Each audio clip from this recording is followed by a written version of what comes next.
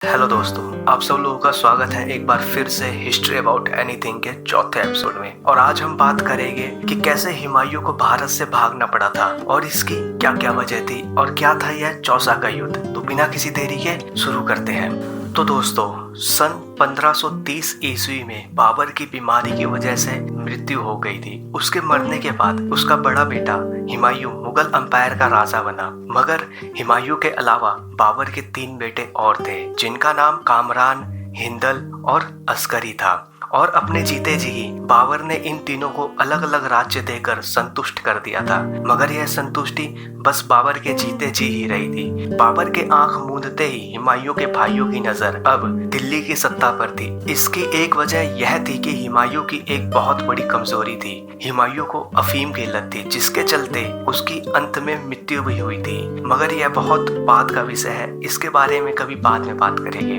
मगर जब हुमायूं के दुश्मनों को यह बात पता चली कि हुमायूं को अफीम की बहुत ज्यादा लत है, तो उसके खिलाफ लोगों ने दोबारा षड्यंत्र रचाने शुरू कर दिए। यह वही लोग थे जिन्हें बाबर ने युद्ध में हराकर सुविधाएं देकर संतुष्ट कर दिया था। यह लोग बिहार के अफगान थे। अफगानों के नेता महमूद लोदी की हत्या के बाद शेरशाह सूरी अफगानी नेता का नाम तेजी से उभर पड़ा था। और हुमायूं उस समय गुजरात और मालवा के विजय अभियानों में लगा हुआ था। और उसको व्यस्त देखकर शेरशाह सूरी ने दक्षिणी बिहार में अपनी स्थिति काफी मजबूत कर ली थी। और इसी के साथ शेरशाह ने बंगाल की विजय की तरफ अपना पग बढ़ाया। उस समय बंगाल में गयासुद्दीन महमूद शासन कर रहा था और गयासुद्दीन महमूद नुसरत शाह के उत्तराधिकारी के रूप में राजा बना था। और नुसरत शाह दिल्ली साम्राज्य के साथ अपनी मित्रता की संधि निभा रहे थे। इसी वजह से गयासुद्दीन को भी मित्रता की संधि दिल्ली के साथ निभानी पड़ रही थी। और शेरशाह ने बंगाल पर आक्रमण कर दिया।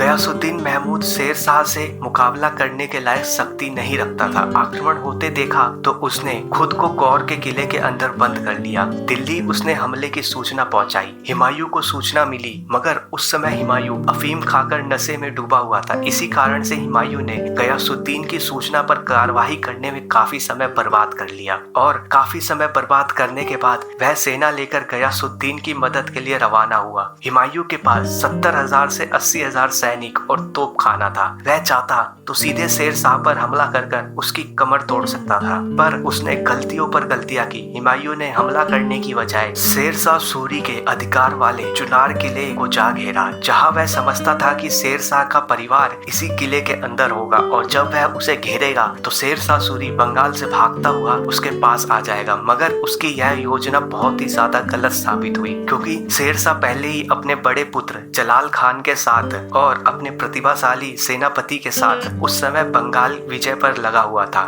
और 6 अप्रैल 1538 में शेरशाह ने बंगाल को जीत लिया। गौर का पूरा क्षेत्र शेरशाह के हाथ लग गया था। गयासुद्दीन जख्मों से चूर था और बड़ी मेहनत के बाद वह शेरशाह के हाथों से बच निकला था। हुमायूं के सामने पहुंचकर उसने प्राण त्यागते हुए जैसे इस बात का संदेश दिया कि वह व्यर्थ में ही अपना समय बर्बाद कर रहा था कि हुमायूं उसे आकर बचा लेगा। मगर ऐसा नहीं हुआ और अंत में गयासुद्दीन हुमायूं के पास जाकर मर गया। चुनार किले के घेराव में हुमायूं ने 6 माह का समय ऐसे ही बर्बाद कर दिया था। अगर हुमायूं सीधा बंगाल जाते तो वह शेरशाह पर हमला करता तो शेरशाह हुमायूं की सेना के आगे नहीं टिक पाता। मगर वास्तविकता सामने आने पर हुमायूं तुरंत बंगाल निकलने के लिए रवाना हो गया। उसने गौर की तरफ जाने वाले अच्छे सड़क मार्ग को छोड़कर छोटा मार्ग दर्रे को अपनाया, जिसका परिणाम यह हुआ कि शेरशाह का बड़ा बेटा जलाल खान ने उस दर्रे पर अपनी सेना लेकर पहुंच गया और 2 महीने तक हुमायूं को उस मार्ग में आगे बढ़ने नहीं दिया। और शेरशाह ने इस 2 महीने का बहुत ज्यादा फायदा उठाया। वह गौर से बिहार लौट आया और रोहतास किले से शाही खजाना उठा ले जाने का काम शुरू कर दिया। 15 अगस्त 1538 में जब हुमायूं ने गौर में प्रवेश किया तो बड़ी मात्रा में शराब, अफीम और नशे की चीजें उसके सामने बिखरी पड़ी थी। शेरशाह ने उसके आनंद और अमोद प्रमोद के संसाधन योजनाबद्ध रूप से जुटाकर यहाँ वहाँ छोड़ दिए थे। और जैसी शेरशाह की योजना थी ठीक उसी प्रकार हुआ। हुमायूं विलासिता में फंस गया था और इसी बीच शेरशाह ने अपनी स्थिति काफी मजबूत बनाने का अवसर मिल गया।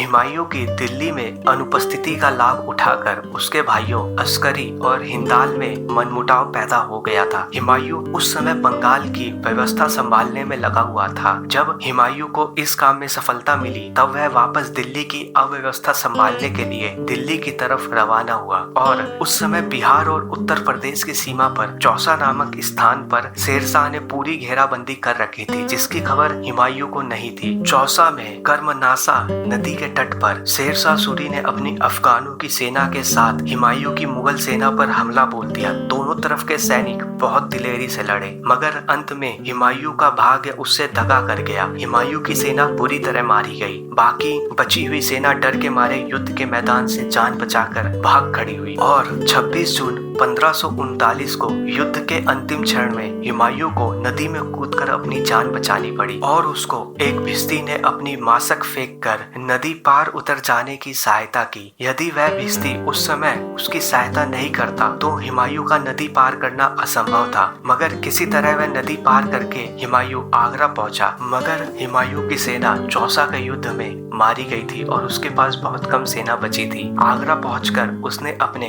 भाई कामरान से 10,000 सैनिक की मांग की तो कामरान ने सेना देने से साफ मना कर दिया। कामरान लाहौर का अधिपति था, उसके पास बहुत ही कुशल सैनिक थे, मगर उसने हुमायूं की मदद नहीं की। शेरशाह की दिल्ली की तरफ बढ़ने की सूचना पाकर हुमायूं ने 17 मई 1540 को कन्नौज में जाकर उस पर आक्रमण कर दिया। दोनों तरफ की सेना फिर दोबारा से लड़ी। हुमायूं के पास अब बहुत कम सेना थी। युद्ध हारना उसका निश्चित था और हुमायूं के भाई यह तमाशा देख रहे थे और कन्नौज में हारने के बाद हुमायूं वहां से अपनी जान बचाकर भारत से भाग खड़ा हुआ और इसके बाद शेरशाह सूरी दिल्ली के सिंहासन पर विराजमान हुआ और एक बार फिर दोबारा से दूसरी बार अफगानों के हाथ दिल्ली की सत्ता लग गई। तो दोस्तों, आज की वीडियो के लिए बस इतना ही था। अगर आपको यह वीडियो पसंद आई हो तो मेरी वीडियो को जरूर लाइक करना, चैनल सब्सक्राइब करना और कमेंट करके मुझे जरूर बताना कैसी लगी आपको ये वीडियो। और thank you for watching. Thank you very much.